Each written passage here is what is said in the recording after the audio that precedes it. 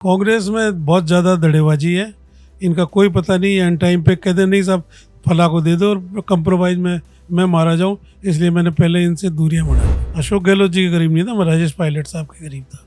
राजेश पायलट साहब ने मेरे को पहला टिकट दिया था और जिनके मर के बादशाह रोते फिरे वजीर, वो स्थिति मेरे साथ हुई है। आरएलपी में तो मुझे मजबूरी में भेजा है इन्होंने, कांग्रेसियों ने 10 बजे तक टिकट के लिए मुझे कह दिया, हो रहा है। दूर चाकसू दोनों जगह से चुनाव लड़ेंगे।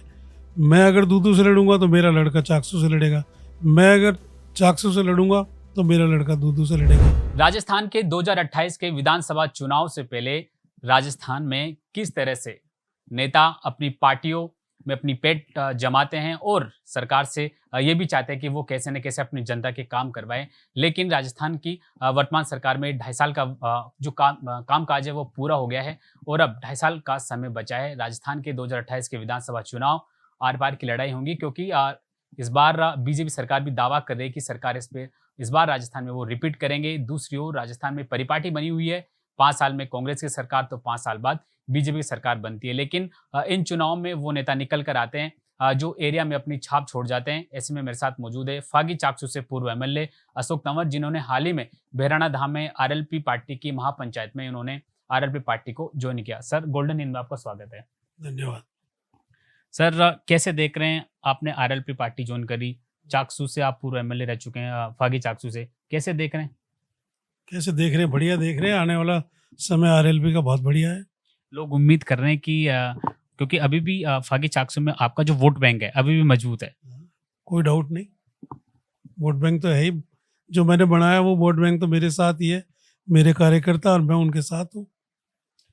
क्या कारण रहा कि कांग्रेस आपने दूरियां बनाई?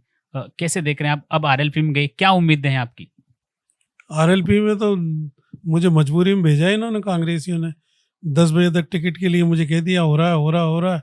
चाकसू में क्या होगा, क्योंकि चाकसू से आप अभी भी लोगों के में वहाँ दिलों में जिंदा है, क्योंकि वहाँ पर आपकी जो छवि है इसका रूप से बिल्कुल साफ छवि है। लेकिन अभी भी आप अब दूर से तैयारी करें आरएलपी से, कैसे देखेंगे? दूर चाकसू दोनों जगह से चुनाव लड़ेंगे। मैं अगर दूदू से लड़ूंगा तो मेरा लड़का चाकसू से लड़ेगा, मैं अगर चाकसू से लड़ूंगा तो मेरा लड़का दूदू से लड़ेगा। इसलिए कार्यकर्ताओं को नर्वस होने की कोई ज़रूरत नहीं है, हम उनको आधी रात को तैयार हैं। क्या सोचकर आप आरएलपी पार्टी ज्वाइन करी? क्या कांग्रेस में विश्वास नहीं था? कांग्रेस में बहुत ज़्यादा धड़ेबाजी है। इनका कोई पता नहीं है, एंड टाइम पे कहते नहीं साहब फला को दे दो और कंप्रोमाइज़ में मैं मारा जाऊं, इसलिए मैंने पहले इनसे दूरियां बढ़ा ली। अभी भी चाकसू विधानसभा में लोग बात करते हैं कि पहले कांग्रेस में रहे, फिर आपने बीजेपी को समर्थन दिया, अब हनुमान बेनीवाल के साथ में जा रहे हैं। क्या अब आप एक जगह रुक पाएंगे? एक जगह ही हूँ रुकने को। मैं कहाँ गया? मेरा तो टिकट काटने के बाद तो जाऊंगा ही, मैं कहीं तो जाऊंगा ही ना। ये इनके इंतजार में थोड़ी बैठा रहूंगा। मेरे पहले इन्होंने 15-20 साल खराब कर दिए। क्योंकि आप तो कांग्रेस सरकार में अशोक गहलोत जी के इतने करीब भी थे, फिर भी आपको टिकट नहीं मिला वहां से।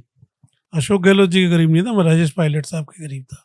राजेश पायलट साहब ने मेरे को पहला टिकट दिया था और जिनके मर के बादशाह रोते फिरे वजीर, वो स्थिति मेरे साथ हुई है राजेश पायलट साहब के मरने से। क्या लगता है चाकसू में आप कांग्रेस का समर्थक भी, वहां से कांग्रेस आप उम्मीद भी कर रहे थे टिकट की, एट मोमेंट पे ऐसा क्या हुआ कि आपके साथ में वो टिकट काट दिया गया? कंप्रोमाइज में टिकट कट गया। उन्होंने कहा मेरे को गहलोत जी ने कहा धारीवाल को दे दो और पायलट ने कह दिया सोलंकी को दे दो। जिस आदमी ने प्रधान के चुनाव में प्रधान कार्यकर्ता को ले जाके भेज दिया और बीजेपी का प्रधान जिला प्रमुख बनवाया, उस आदमी को टिकट दिया इन्होंने। और वो तो सामने दिख रही है, 50,000 से जो आदमी आ रहा है आप उसको टिकट दे रहे हो, फिर क्या कैलकुलेशन है कांग्रेस का? क्या लगता है कि इस बार फागी चाकसू में अब मुकाबला त्रिकोणीय होगा, क्योंकि आरएलपी से अगर आप खड़े हो रहे तो सीधी इसमें कांग्रेस की हार है? मैं चैलेंज से कह रहा हूँ इनके आकाओं को, बीजेपी और कांग्रेस के, कि इन्हीं दोनों को टिकट वापस दे। चाकसू में जो है ना अभी रामोतार बैरवा सोलंकी, इन दोनों को टिकट दे, मेरी तरफ से सिफारिश है। और दूदू में बाबूलाल नागर, प्रेमचंद बैरवा, इन दोनों को टिकट दे और फिर उस चैलेंज को देखना क्या होता है। इसके पीछे क्या मनसा है? आप वापस मांग करें कि उनको वापस वहां पर रिपीट किया जाए? पता लग जाएगा ना कि तिलों में तेल कितना आ गया। कैसे देख रहे हैं हनुमान बेनीवाल की पार्टी आपने ज्वाइन करी है, क्या फागी चाकसू से में इस बार आरएलपी का लीडर जीत कर निकलेगा?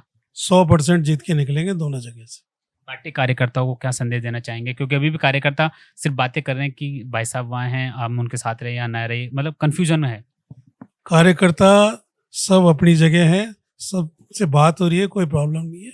दोनों जगह से चुनाव लड़ेंगे, कार्यकर्ताओं को निश्चिंत रहना चाहिए। आखिर एक मैसेज आप अपनी अपनी कॉन्स्टिट्यूशन के लिए, क्या? आखिर एक मैसेज अपनी विधानसभा क्षेत्र के जो कार्यकर्ताओं के लिए। कार्यकर्ता के साथ जो मैं 2094 से वो ही अब भी हूँ और हमेशा कार्यकर्ताओं के साथ रहूँगा। कार्यकर्ताओं को घबराने की कोई ज़रूरत नहीं है।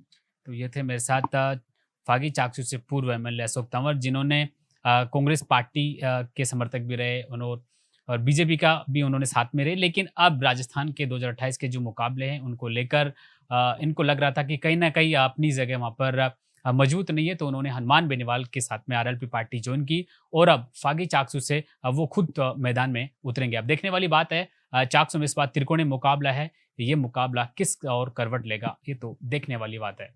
कैमरामैन सचिन यादव के साथ में राकेश लवानिया, गोल्डन हिंद, जयपुर।